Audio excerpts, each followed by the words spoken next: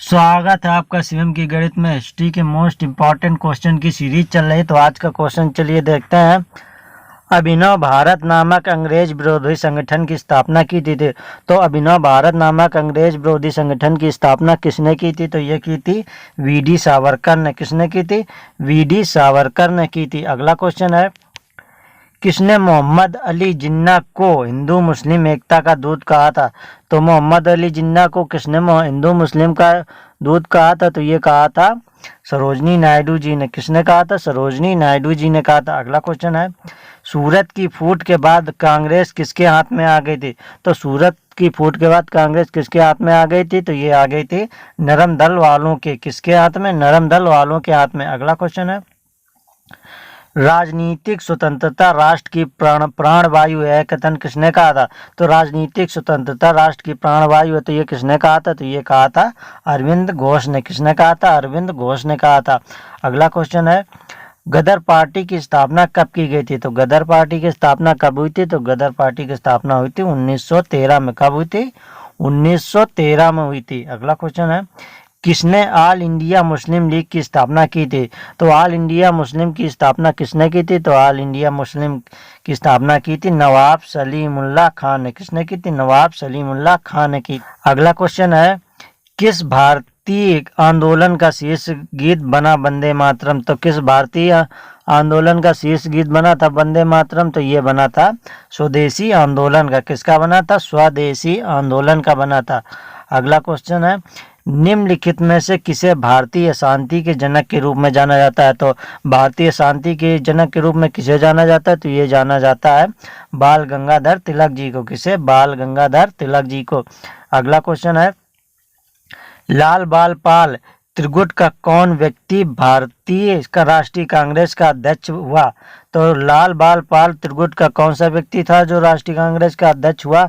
तो वो था लाला लाजपत राय। कौन थे? लाला लाजपत राय थे। अगला क्वेश्चन है, सिंधु सभ्यता का पतन नगर कौन सा था?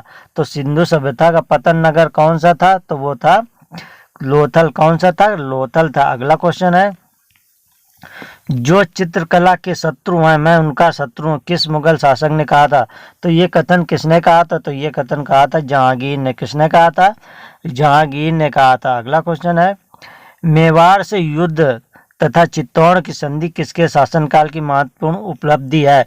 तो मेवाड़ से युद्ध तथा चित्तौड़ की संधि किसके शासनकाल की प्रमुख उपलब्धि है? तो ये है जहांगीर के शासनकाल की। किसके? जहांगीर के शासनकाल की।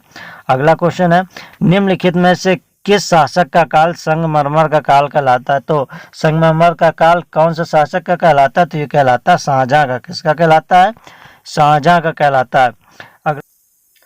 किस मध्यकालीन भारतीय शासक ने पट्टा एवं कबूलियत की प्रथा आरंभ की थी?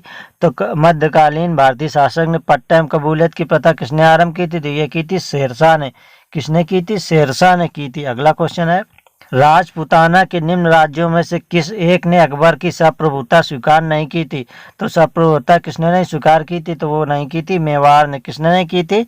मेवाड़ ने नहीं की थी। अगला है, एतमाद उद दौला का मकबरा आगरा में किसने बनवाया था? तो ये किसने बनवाया था? तो ये बनवाया था नूरजहां ने। किसने बनवाया था? नूरजहां ने बनवाया था। अगला क्वेश्चन है, मुगल काल में निम्नलिखित बंदरगाहों में से किसको बाबुल मक्का कहा जाता है? तो बाबुल मक्का किसको कहा जाता है? तो बाबुल मक्का कहा जाता है सूरत को। किसको कहा जाता है? सूरत को कहा जाता है। अगला है, पानीपत का प्रथम युद्ध कब हुआ था? तो पानीपत का प्रथम युद्ध कब हुआ था? तो ये हुआ था 21 अप्रैल 1526 को। कब हुआ था? 21 अप्रैल 1526 को। अगला क्वेश्चन है, भारत में ग्रांड ट्रंक रोड बनवाई थी। तो भारत में ग्रांड ट्रंक रोड किसने बनवाई थी? तो ये बनवाई थी शेरशाह सूरी ने। किसने बनवाई थी? शेरशाह सूरी ने बनवाई थी। गुजरात विजय की यादगार में अकबर ने किसका निर्माण कराया था? तो गुजरात विजय की यादगार में अकबर ने करवाया था बुलंद दरवाजा का। कहाँ पर करवाया था? फतेहपुर सीकरी में। अगला क्वेश्चन है, पानीपत की दूसरी लड़ाई निम्नलिखित में से किसके बीच हुई थी? तो पानीपत की दूसरी लड़ाई किसके बीच हुई थी? तो ये हुई थी अकबर और हेमू के बीच में। किसके बीच? अकबर और हेमू के बीच में। अगला क्वेश्चन है, दीन ए इलाही नामक नया धर्म किसके द्वारा शुरू किया गया था? तो दीन ए इलाही धर्म किसके द्वारा शुरू किया गया था? तो ये शुरू किया गया था अकबर के द्वारा, किसके द्वारा? अकबर के द्वारा शुरू किया गया था। अगला क्वेश्चन है,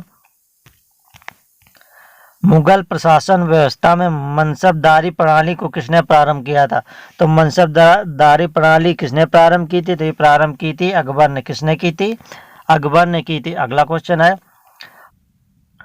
अपने काल का महान संगीतज्ञ तानसेन किसके दरबार में थे? तो तानसेन किसके दरबार में थे? तो ये थे अकबर के दरबार में। किसके दरबार में थे? अकबर के दरबार में। अगला क्वेश्चन है, मुगल काल की राजभाषा कौन थी? तो मुगल काल की राजभाषा कौन सी थी? तो मुगल काल की राजभाषा थी फारसी। कौन सी थी? फारसी थी। अगला क्वेश्चन है, सती प्रथा की भर्त्सना करने वाला मुगल सम्राट कौन था? तो सती प्रथा की भर्त्सना करने वाला मुगल सम्राट कौन था? तो ये था अकबर। कौन था? अकबर था। अगला क्वेश्चन है, किस युद्ध से भारत में मुगल राज की नींव पड़ी थी? तो कौन सा युद्ध था जिससे भारत में मुगल राज की नींव पड़ी थी? तो वो पड़ी थी पानीपत का प्रथम युद्ध। किसके? पानीपत के प्रथम युद्ध के बाद। अगला क्वेश्चन है, निम्नलिखित में से किसने अकबर की जीवन कथा लिखी थी? तो अकबर की जीवन कथा किसने लिखी थी? तो ये लिखी थी अबुल फजल ने। किसने लिखी थी?